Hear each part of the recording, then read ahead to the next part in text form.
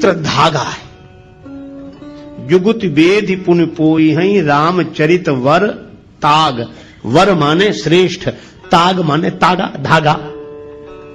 और कवियों की कविता हो कवित मुक्ता मणि चारु, कवियों की कविता मोती है। किसी ने तुलसीदास जी से कहा कि यह उपमा तो बड़ी विचित्र है, मोती कीमती होता कि धागा? तुलसीदास जी बोले कीमती तो मोती होता है। तो बोले कवियों की कविता कीमती है कि राम जी का चरित्र? तुलसीदास जी बोले राम जी का चरित्र। राम तुम्हारा चरित्र स्वयं ही काव्य है, कोई कवि बन जाए सहज संभाव्य है। मैत्री शरण गुप्त जी की यह पावन पंक्तियां सचमुच राम जी के चरित्र की ही विशेषता है। ठीक है, तो कवियों की कविता को मोती क्यों बनाया आप? राम जी के चरित्र के प्रेरक प्रसंगों को मोती बनाते और कवियों की जो श्रृंखला आई है कविता की उसको धागा बनाते। तुलसीदास जी बोले हमने जानबूझकर नहीं बनाया। क्यों? बोले मोती भले ही कीमती हो, लेकिन मोती की माला बनानी पड़ेगी तो मोती में छिद्र करना पड़ेगा। अब मैं राम जी के चरित्र को मोती की उपमा कैसे दे दूं? क्योंकि हमारे राम जी के चरित्र में तो कहीं छिद्र है ही नहीं, इसलिए मैंने मोती नहीं बनाया। हाँ, राम जी का चरित्र धागा है और यह धागा इतना अनंत है कि चाहे जितनी कवियों की कविता रूपी मोती इसमें पिरो दिए जाएं, पर इस धागे का कभी अंत होने वाला नहीं है। हरि अनंत हरि कथा अनंता। राम जी का चरित्र ऐसा पवित्र चरित्र है, तुलना नहीं करनी चाहिए, कोबड़ छोट कहत अपराध हो। पर राम जी अपने आप में अद्वितीय हैं। निरुपम न उपमा आन, राम समान राम निगम कहें। भगवान श्री राम से गुरुदेव विश्वामित्र जी ने कहा कि राघवेंद्र इस शिला को चरण छुड़ाओ, इसका उद्धार होगा। चरण कमल रज चाहती, कृपा करो रघुवीर। राम जी ने कहा गुरुदेव आपके आगे, आप तो हमारे भी गुरु जी हैं, आप चरण छुला दें। गुरु जी बोले बात बड़े छोटे की नहीं है, मैं तुम्हारा गुरु हूं, मेरी बड़ी महिमा है, तुमसे भी बड़ी महिमा है, लेकिन अपने अपने विभाग की बात होती है।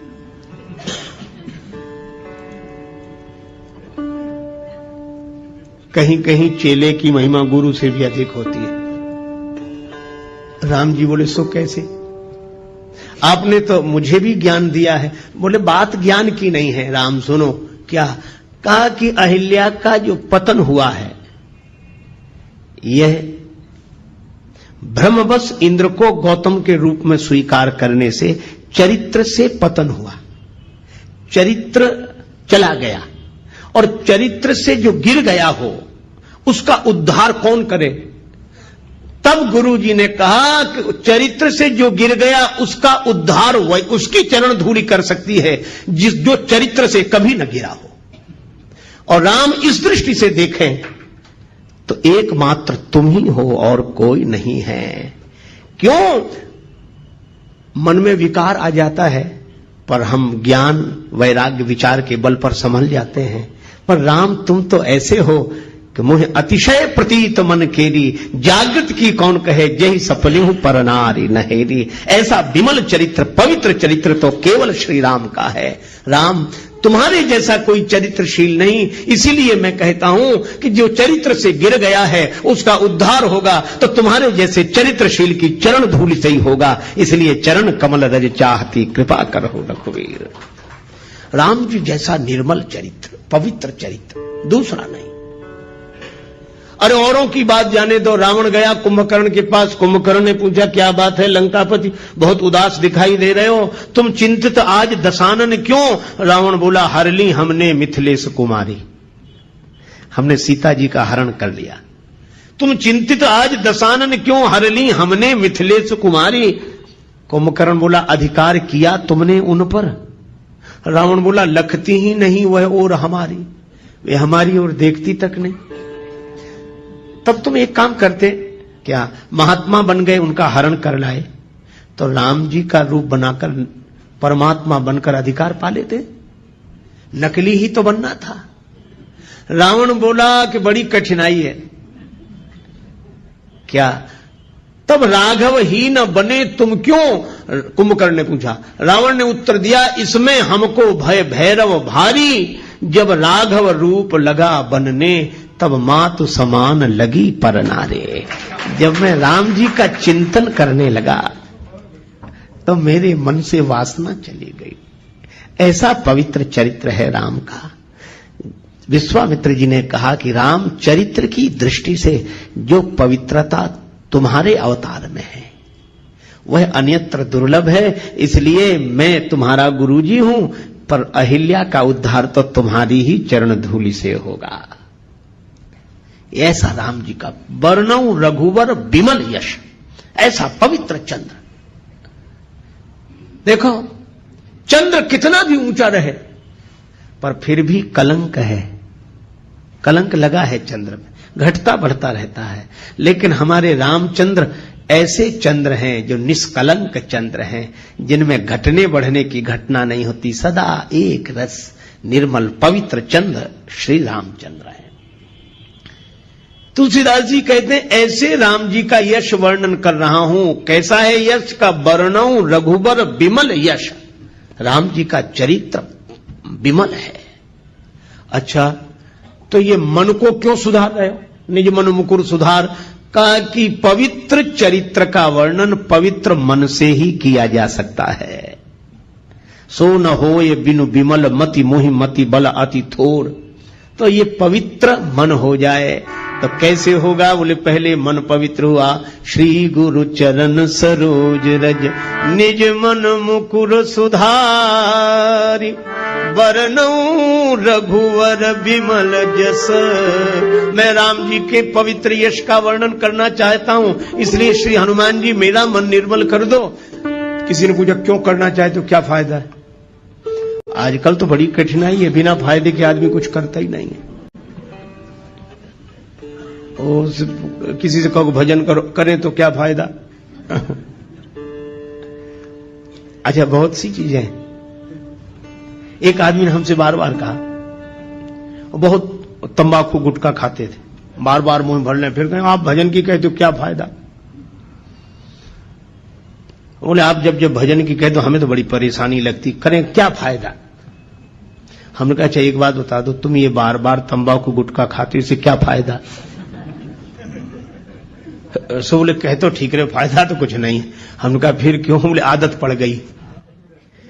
तो हमने कहा कि बिना फायदे के ये खा सकते हो, बिना फायदे की सोचे ये सड़ी गली चीज खा सकते हो, तो क्या भगवान का भजन बिना फायदे की सोचे नहीं कर सकते हो?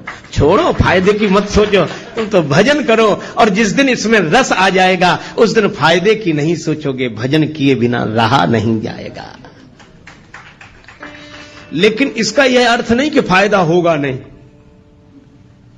जरूर होगा, लेकिन फायदे की तरफ मन मत ले जाओ।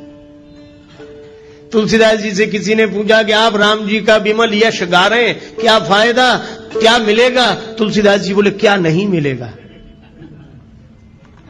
जो दायक फल चार, ये चार फल प्रदान करेगा, धर्म अर्थ काम और मोक्ष। राम जी का चरित्र गाने वाला। देखो जब व्यक्ति बोलता है ना, दिमाग से बोलता है, कोई बात कहता विचार दिमाग से, लेकिन जब कोई गीत गाता है तो दिल से। ये गीत हृदय के अधिक समीप है, विचार बुद्धि के समीप है। तो जब कोई गाता है तो हृदय से। और मैं आपसे कहूं कि राम जी का गुण कोई हृदय से गाएगा, और जब हृदय राम जी के गुणों से भरा हुआ होगा, ऐसे आदमी के द्वारा अधर्म कभी हो ही नहीं सकता। जब होगा धर्म ही होगा। तो यह राम कथा का गाना और सुनना व्यक्ति को धर्म से जोड़ता है। धर्म, अर्थ, भगवान के गुण गाने वाला, सुनने वाला, उसके जीवन में अर्थ रहेगा ही। क्यों रहेगा? क्योंकि भगवान नारायण है, और जो भगवान के गुण गाएगा, भगवान के चरण कहां आ जाएंगे? उसके हृदय में। ये यही कथई स्नेह समेता, कहीं हई सुनी हई समुझ सचेता, होई हई राम चरण अनुरागी, कलिमल रहित सुमंगल भागी। भगवान के चरणों का अनुराग उसके मन में आ जाएगा। तो भगवान के चरण कहां आ जाएंगे? उसके हृदय में, उसके जीवन में। और जब मैं आपसे एक बात पूछता हूं, लक्ष्मी जी को दुनिया भर में ढूंढो, कहां मिलेंगी? भगवान के चरणों में। भगवान नारायण के चरण दबाते हुए ही तो लक्ष्मी जी मिलती हैं। इसीलिए जो भगवान के गुण गाएगा उसका जीवन धर्ममय हो जाएगा। जो भगवान के गुण गाएगा, सुनेगा और भगवान के चरण उसके मन में आ गए तो भगवान के उन चरणों की सेवा करने के लिए लक्ष्मी जी अर्थ बनकर उसके जीवन में आ जाएंगी। धर्म, अर्थ। और जो राम जी के गुण गाकर ऐसे मस्त हो जाए कि उसकी कोई कामना न रहे, प्रेम में भर जाए। विभीषण जी ने यही कहा कि लंका का राज्य पाने की वासना पहले थी, उर कछु प्रथम वासना रही, प्रभु पद प्रीति सरित सो बही। आपका प्रेम उमड़ गया था, वो भी इच्छा नहीं रही। हमें कुछ नहीं चाहिए, कुछ नहीं चाहिए, हमारी कोई इच्छा नहीं, कोई कामना नहीं। भगवान ने कहा कि तुम्हारी कोई इच्छा नहीं, पर अब हमारी इच्छा हो गई। तुम निष्काम हो गए तो हम सकाम हो गए। अब हमारे मन में इच्छा है। यद्यपि सखा तब इच्छा नाही, मोर दरस अमोघ जग माही।